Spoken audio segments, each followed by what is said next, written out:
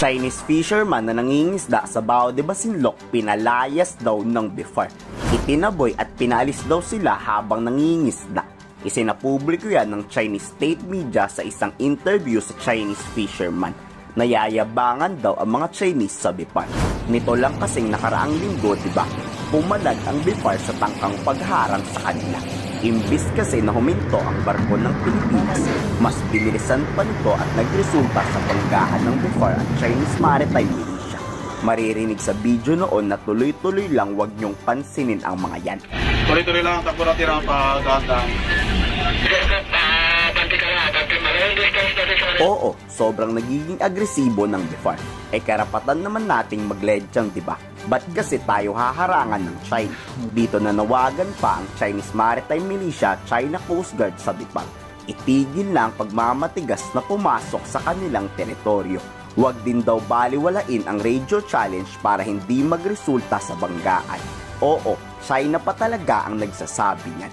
Kayo nga ang magsilayas dyan sa West Philippine Sea para wala tayong gulo. 我们出海的每个航次，他们基本上都会过来一些侵扰啊。我都友好的给他们沟通，但是他们一直不停，有时候会突然加速给你冲过来，我们在那里他都不会不管了，他直接来尾数会向我们转过来，有时候就突然转向要过我们舰首，这种他这种行为是很影响这个安全行为的，还有影響到國際那個避風章程這些都違法的這種的規定。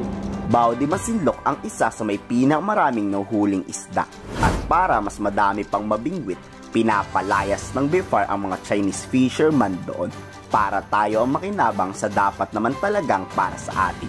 Nanawagan tuloy itong isang Chinese. Gusto lang raw nilang mangisda, ba't daw sila papalayasin ng Pilipinas? Yung mga Chinese Coast Guard rin naman na pinapalayas yung mga Pinoy, diba? Bawian lang yan, gantihan lang.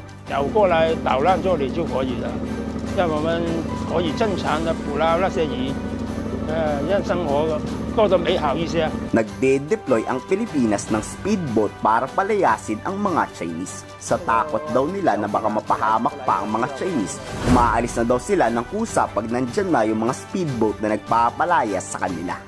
肯定影响我们啦，我们一管他们来这里，就是我们的这个影响我们的嘛。有时候啊，他们这个小艇啊过来过去啊，我们这个有时候我们开船的时候不安全的时候，这就影响我们这个。 Humihina daw ang huli ng mga Chinese fisherman.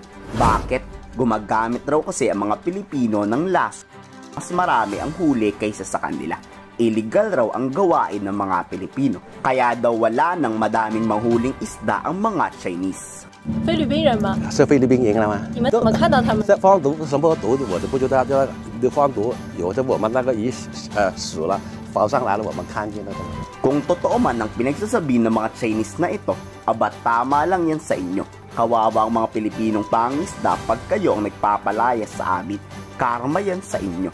Kayo, ano masasabi nyo na pinapalayas daw ng BIFAR ang mga Chinese fishermen sa Bao de Masinloc?